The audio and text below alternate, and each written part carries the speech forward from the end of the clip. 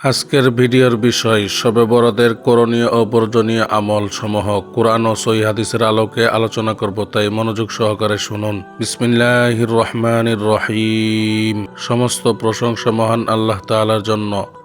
দুরূদ ও সালাম বর্ষিত হোক আমাদের প্রিয় নবী মুহাম্মদ সাল্লাল্লাহু আলাইহি ওয়াসাল্লামের উপর। প্রিয় দর্শক, আজ আমরা জানব শবে বরাতের সঠিক করণীয় ও বর্জনীয় বিষয়সমূহ কুরআন ও সহিহ হাদিসের আলোকে। এই ভিডিওটি শেষ পর্যন্ত দেখুন, হয়তো আজকের একটি আমলই আপনার নাজাতের জন্য যথেষ্ট হয়ে যাবে।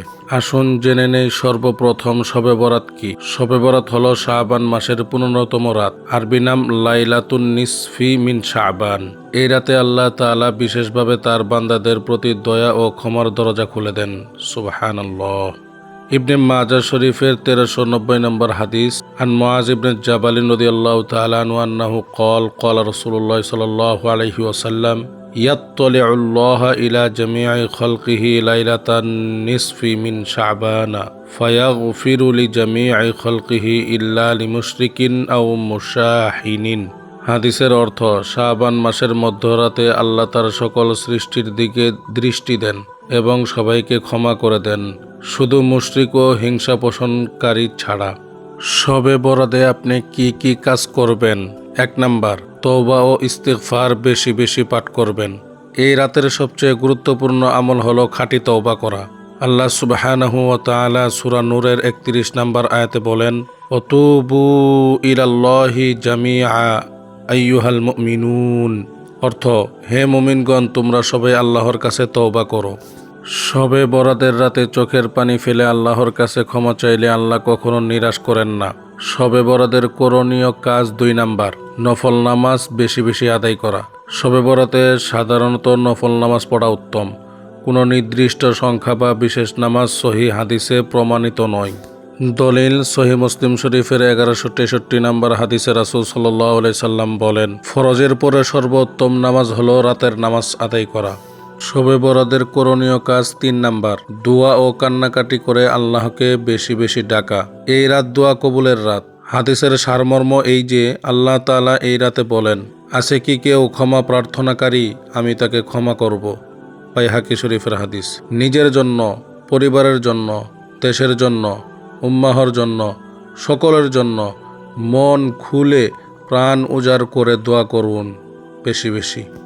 আল্লাহ পাক রব্বুল আলামিন অবশ্যই শবে বরাতের রাতে আপনাদের দোয়া কবুল করবেন। শবে বরাতের করণীয় কাজ 4 নাম্বার, পরের দিন রোজা রাখা। শাবান মাসে বেশি বেশি রোজা রাখা সুন্নত।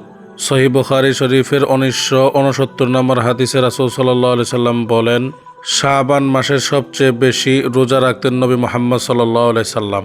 বিশেষ দ্রষ্টব্য, 15ই শাবান উপলক্ষে নয়, বরং শাবান মাসের নফল রোজা হিসেবে রোজা রাখবেন। শবে বরাতের রাতে এই 4টে কাজ বেশি বেশি করবেন। শবে বরাতের রাতে কোন কোন কাজ করবেন না, অর্থাৎ কোন কোন কাজ বর্জনীয় কাজ, বিদআত ও ভুল ধারণা। শবে বরাতের রাতে বর্জনীয় 1 নাম্বার কাজ, নির্দিষ্ট নামাজ চালু করা, অর্থাৎ কোনো নামাজ নির্দিষ্ট করে নেওয়া। 100 রাকাত, 6 রাকাত শবে বরাতের নামাজ, এগুলো কোনো সহিহ দলিল নেই। অর্থাৎ শবে বরাতের রাতে 20 রাকাত, 40 রাকাত, 50 রাকাত, 70 রাকাত, 100 রাকাত নামাজ পড়তেই হবে নফল, এগুলো কোনো সহিহ হাদিস দ্বারা প্রমাণিত নয়। আপনার যতটুকু সামর্থ্য থাকে ততটুকুই আপনি নফল নামাজ আদায় করবেন। তবে মনে রাখবেন, যত নফল নামাজ পড়বেন তত সওয়াব বেশি পাবেন। কোনো বাধ্যবাধকতা নেই, কোনো নির্দিষ্ট সংখ্যা নেই। সাথে এটাও মনে রাখবেন, যে আমল রাসূল সাল্লাল্লাহু আলাইহি সাল্লাম করেননি তা ইবাদত হিসেবে গ্রহণযোগ্য নয়।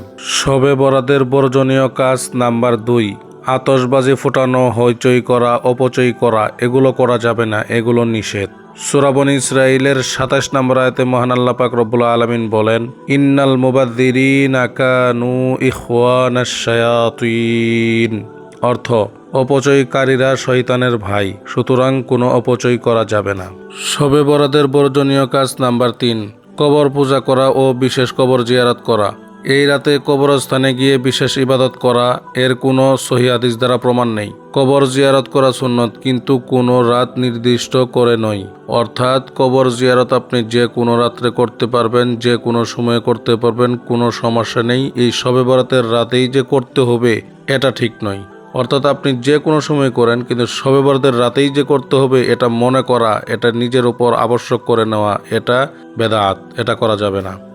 প্রিয় দর্শক, শবে বরাত হলো তওবা, দোয়া ও আত্মশুদ্ধির রাত, বিদআত আর অপচয়ের রাত নয়। আসুন সহিহ সুন্নাহ অনুযায়ী আমল করি আর আল্লাহর ক্ষমা ও রহমত অর্জন করি। আল্লাহ আমাদের সবাইকেই ক্ষমা করুন, আমিন। শবে বরাতের করণীয় ও বর্জনীয় কাজ আমাদের সকলকেই মেনে চলার তৌফিক দান করুন, আমিন। ভিডিওটি ভালো লাগলে লাইক, কমেন্ট, শেয়ার করে সাবস্ক্রাইব করে দিন।